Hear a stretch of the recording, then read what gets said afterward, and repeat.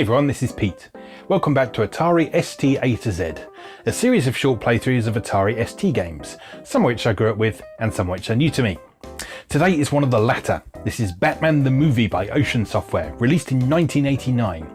Besides the Atari ST version we're going to see today, this also came out on Commodore Amiga, Amstrad CPC, Commodore 64, MS-DOS PCs, MSX and ZX Spectrum, with the latter version being particularly well received. It was a #1 seller in the year of release, and I believe it was Game of the Year in Crash magazine as well.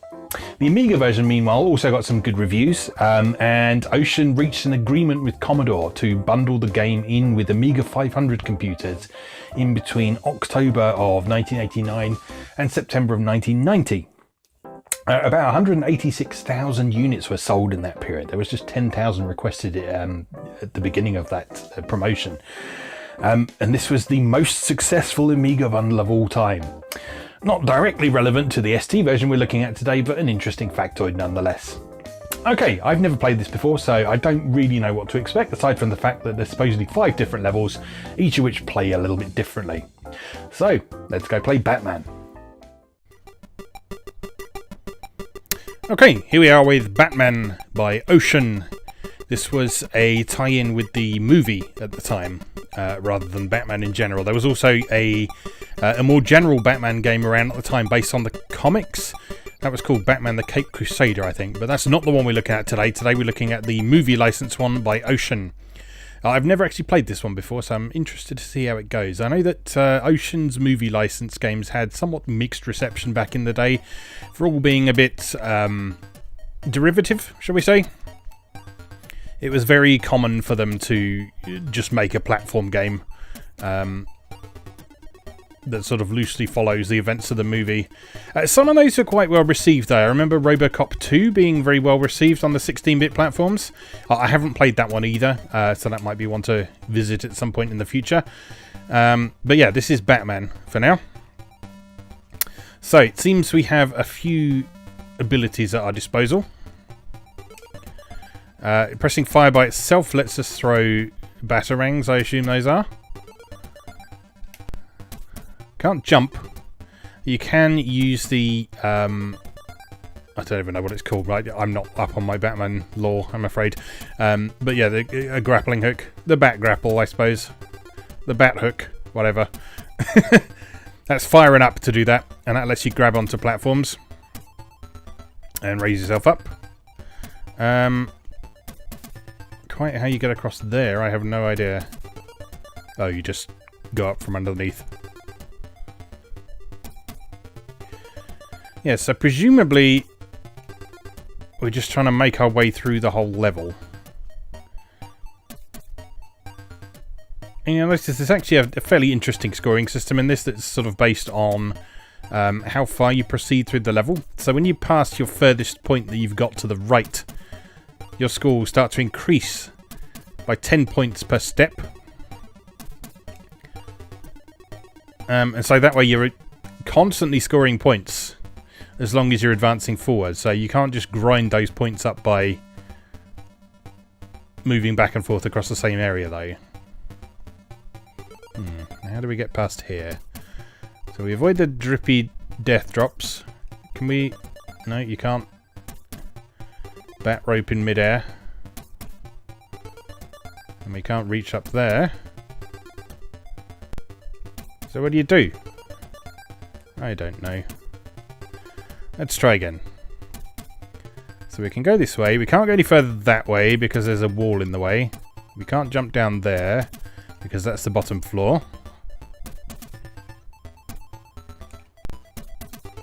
Can't break the wall. At least not there. No. You can't do anything while you're falling. So I guess we have to go up here.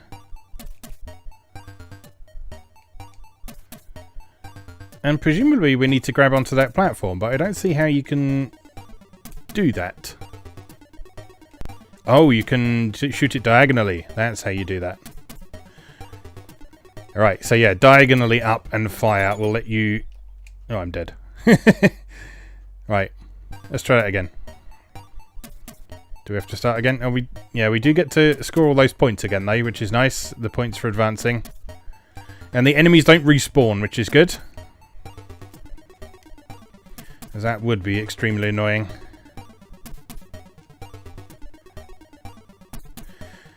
I do like the health bar in this. It's the face in the middle of the control panel at the bottom. So it starts as Batman's face, and the more damage you take, the more it turns into Joker's face.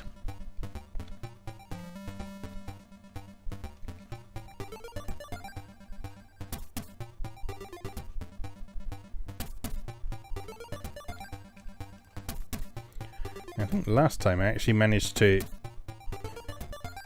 No, not this time. And so last time I actually managed to take someone out by actually sort of touching them as I was climbing up. Right, let's see if we can make this swing this time. Oh, get rid of him first. Did we get him? Hard to tell. There we go. That's how that works.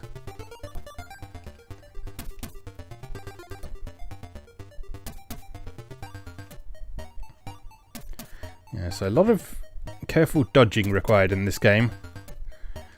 You're pretty restricted in your mobility. It's like the inability to jump is make things pretty tricky.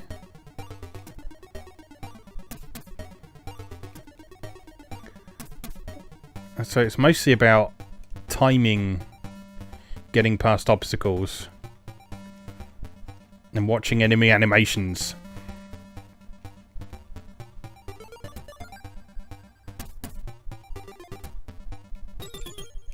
Oh, I'm dead. Then we have to do that all again? Yes. Alright. Let's see if we can take someone out. Yeah, you can take someone out with the grappling hook. You have to sort of climb up and I guess you grab them and pull them off. Yeah. Oh, you can also swing when you're hanging vertically as well. That's interesting.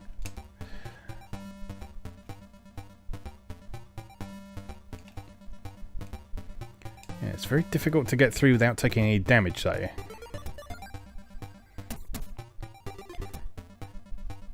It obviously immediately makes me wonder if it's one of those games where you have a health bar just because it hasn't been designed well enough for the encounters to be avoidable. And so if you remember a long time back when we looked at a game called Haunted House, that game was obviously designed in such a way that... Oh no! That game is obviously designed in such a way that you just had to soak up a certain amount of damage as you went through, just because the player character moved so slowly in that game that damage was unavoidable. Excuse me.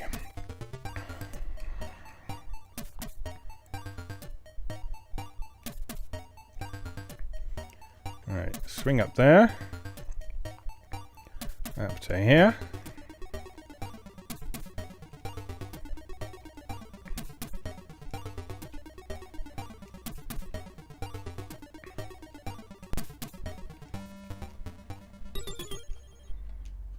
Dead. Game over? Game over. Alright, let's have one more try at that.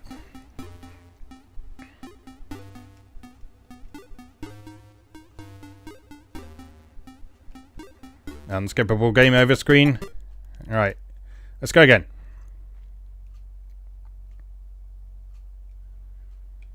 I like the graphics.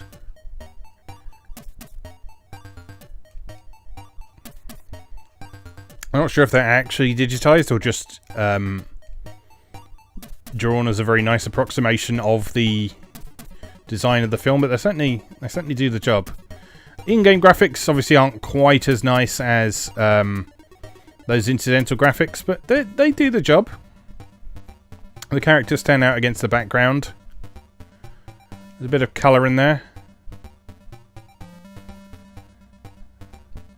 Animation's a bit questionable on Batman.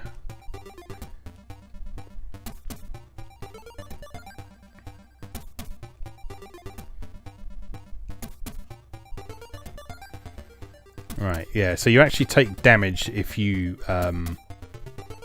pull someone off using the grappling hook, so you want to try and avoid that from the look of things. Yeah, there's no way you can avoid those grenades while you're... I suppose you could swing past them. Even so, that's very difficult to avoid.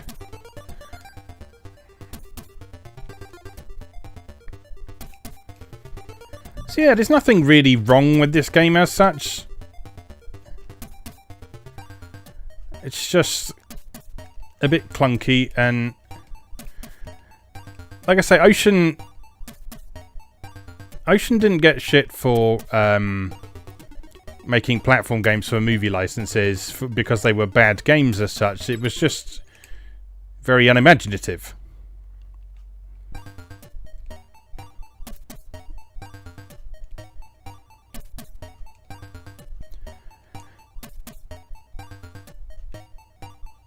Although you have to bear in mind that at the time we were working within much tighter technical constraints than we have now.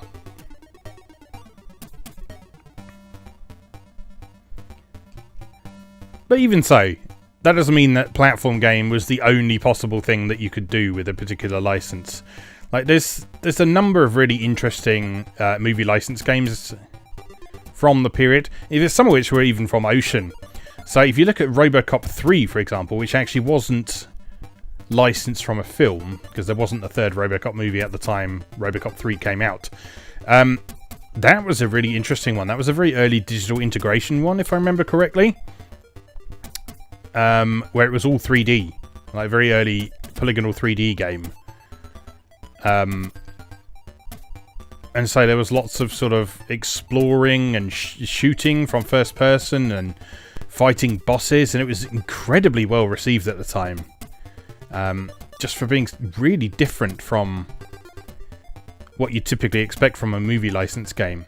The Days of Thunder game was good as well. I mean, obviously a game about stock car racing, you'd struggle to make into a platform game anyway. But instead of just making a simple arcade racer with that, they basically didn't try to recreate the plot of the film at all, and they instead made a full-on stock car racing simulation for that. And it was actually very competent. I mean, okay, yeah, it's still NASCAR racing, so you're still driving around in circles for the vast majority of the time, but that game is actually what introduced me to the idea of NASCAR racing. Oh. Well, we got further than we ever been before. Yeah, Days of Thunder actually introduced me to the concept of NASCAR racing and what that was as a sport. I'd never heard of it before, the Days of Thunder game, and I hadn't seen the film because I was a bit young to see it at the time, and my parents were pretty strict about not allowing me to see films with certificates that were older than me. So Days of Thunder was a 15, I think. And I certainly wasn't 15 at the time the game came out.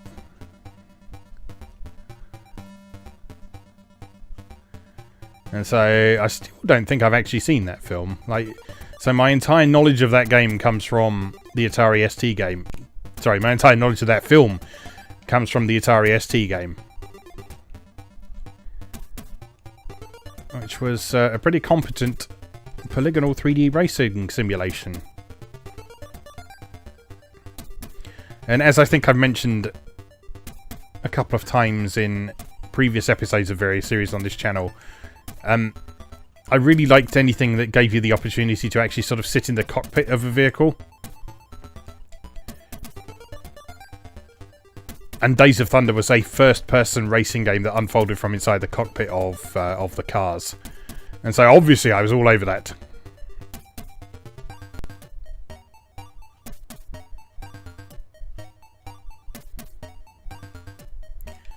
I don't have a lot of faith in... Oh, no, nifty dodge there. Yeah, I can only take one more hit before I'm dead, and I feel like getting hit by these drippy things is pretty unavoidable. I drip. Nope. There we go. Made it. No! Get away with your stupid grenade. That's just too difficult. Too difficult, I say. We'll have one more go. That way you can at least say I've tried. I did quite like the music. I don't recognise it as being part of the film score, but it is also a very long time since I saw the original Batman movie. Oh, I got a high score. Too late. I am... Yeah, it'd been a very long time since I've seen any Batman movie, in fact, let alone this one. So yeah, I couldn't tell you if this is attempting to recreate any particular part of the movie score. But it's nice. It's got some atmosphere to it.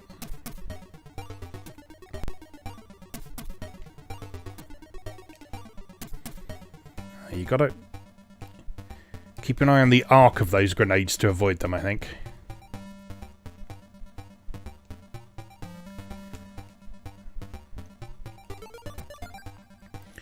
I suppose there's almost a sort of stealth element in this.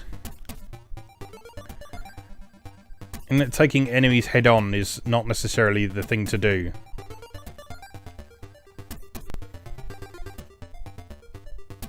Because of your relative lack of mobility, it's quite hard to avoid their attacks.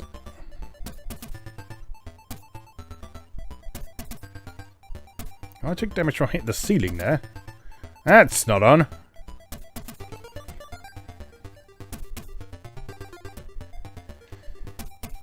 But yeah, it sort of almost seems in your interest to try and get the enemies before they even see you, if you can.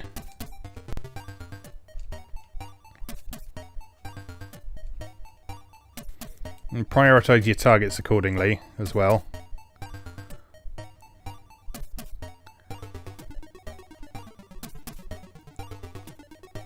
And if you can hit them in the back before they start shooting you or throwing grenades at you or whatever, then that would seem to be the way to handle it. Yeah, how do you... Oh, that's irritating. That's really irritating. Oh!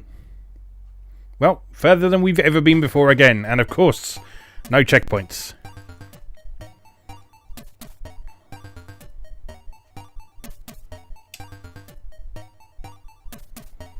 So there are at least observable patterns that you can follow. So you can learn where the enemies are and when they set off their attacks. And deal with that accordingly. Like, you'd think by now I would learn to walk forwards to avoid the arc of that grenade. But no.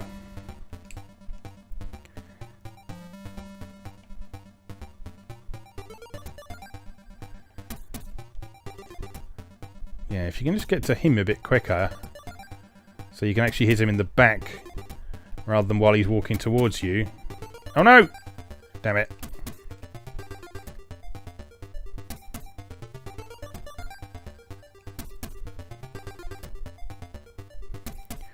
Yeah, I don't hate this. I don't love it, but I certainly don't hate it.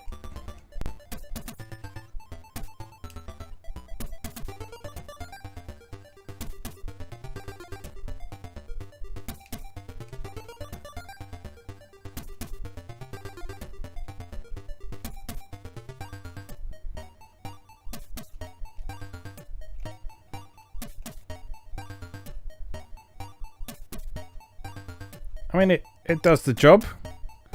There are better Batman games out there. I guess I have some quite fond memories of that. I believe it was called the Batman the Caped Crusader. Just because the presentation of that one was remarkable. They really made it look beautifully like the comics.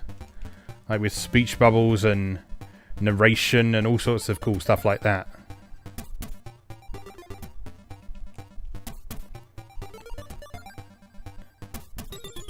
So, what? You can fall too far. Oh, good. I love it when games do that.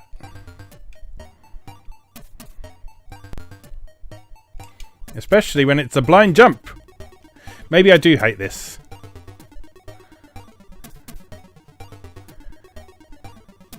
One thing we will try before we finish today is there is a cheat mode for this, I think. So we'll see if we can make that work, because there is a level skip thing in there as well. So we'll just see if there's any sort of variation between the levels. Like, see if there's there's definitely at least one Batman game that had like some Batmobile levels. I can't remember if it was this one or not. And so when we're done with this attempt, we'll see if we can trigger that cheat mode and skip some levels.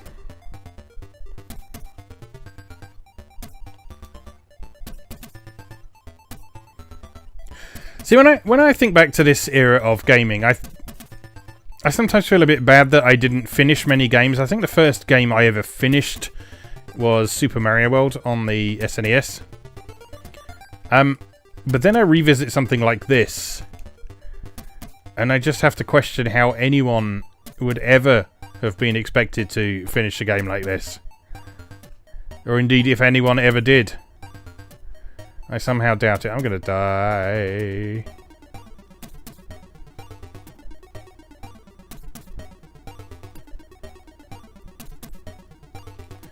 Right, so what do we do here? What? I don't even know what killed me there.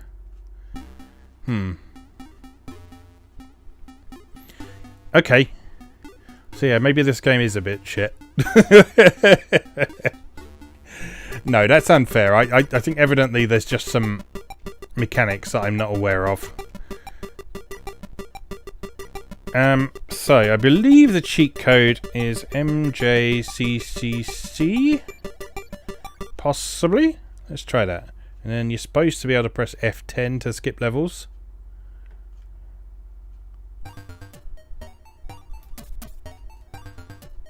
No, it's evidently not that. So I'll come back in a moment when I've figured out what the cheat code is. So be right back. Okay, so the cheat code is apparently MAJJJJ. There we go, cheat mode. I don't know where I got MJCC from. Alright. So what we should be able to do then is start the level and press F10 to skip. Jack is dead. The Joker lives. Plot! Oh, this looks like it might be a Batmobile level. The streets of Gotham City. Yes! Alright, how does this work? Okay, so we have grabby hands on either side.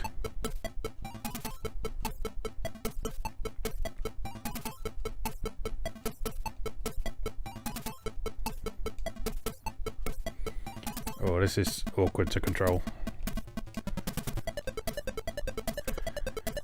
This is like old school. Oh, hello.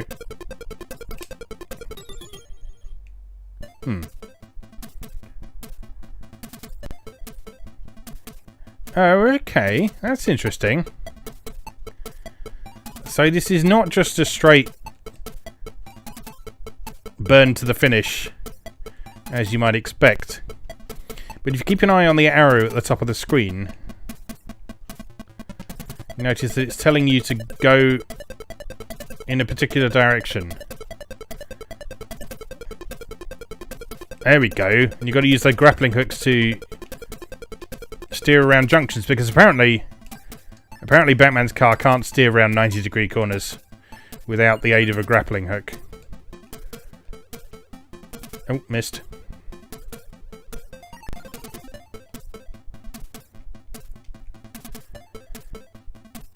And you have several opportunities to do that before you run into a police blockade.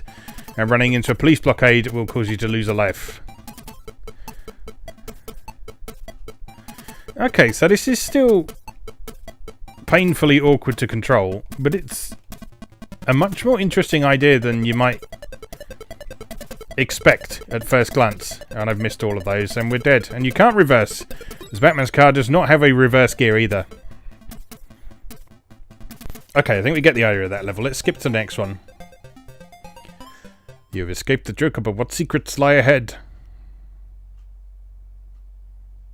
It's the Batcave. Oh, we have stuff. Doesn't doesn't say what any of them are. That's not terribly helpful. Can we click on one? No, we can just...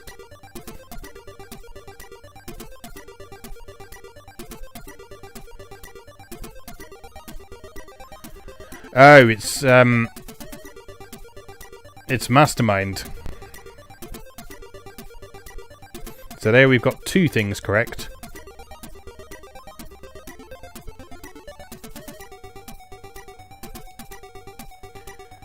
So this one, and this one. I guess it must be. There we go. So what does that mean? You get a bat symbol? Right, so that was him analysing the Smilex. Oh, you got a bat wing level as well.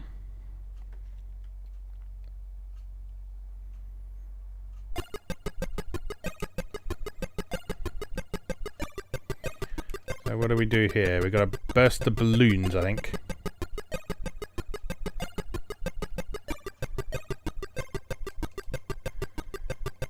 Don't have any shots or anything, you just got to fly through them, I think.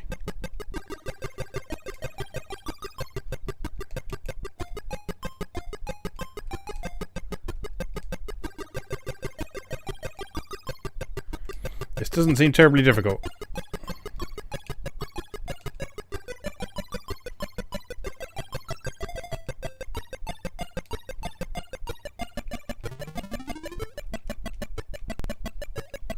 Although the balloon count isn't actually going down now.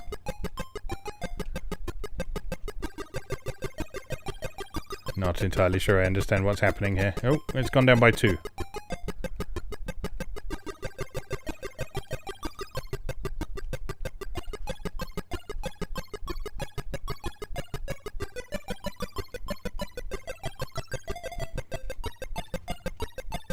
Okay, so I think...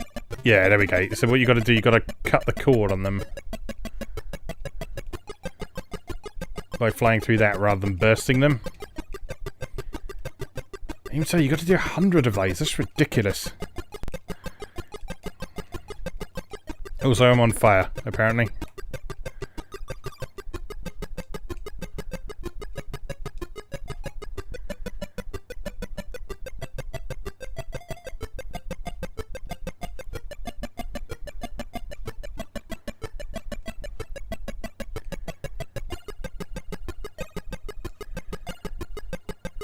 Right, okay, I won't make you sit through this entire level because this is going to take forever.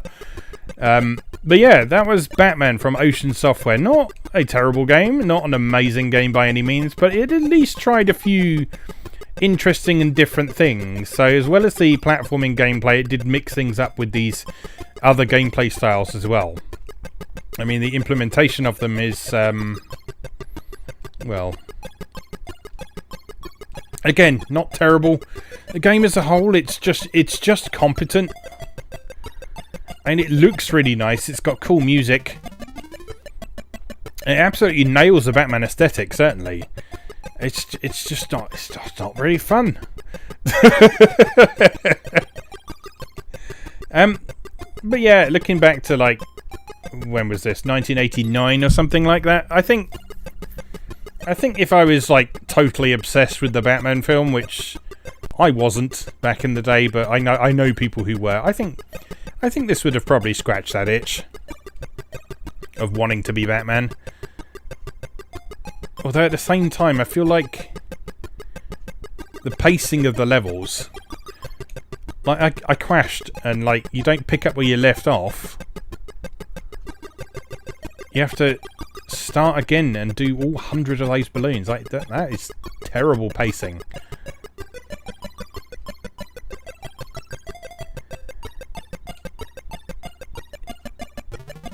But yeah. Anyway, I'm glad I finally tried this. It was a game that always sort of looked quite interesting to me back in the day, but I never actually had the opportunity to try it. At this point, I'm glad I didn't really spend any money on it. But like I say, it does scratch that Batman itch, but I don't think I really want to play any more of it.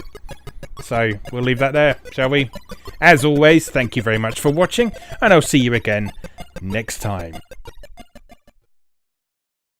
Thanks for watching. If you enjoyed this video, please help out the channel by leaving a like or a comment and subscribing. New episodes of Atari A to Z are on Tuesdays and Atari ST A to Z on Thursdays. Check out atariatoz.wordpress.com for a full archive. Do please also check out my other projects moegamer.net, where I explore Japanese and Japanese-inspired games from yesterday and today, and videopackgames.wordpress.com, which aims to catalogue a small but well-formed library of the Philips G7000 Videopack computer, also known as the Magnavox Odyssey 2. You can also support my work on Patreon or buy me a coffee. You can find links to do both down in the video description. Thanks again, and I'll see you next time.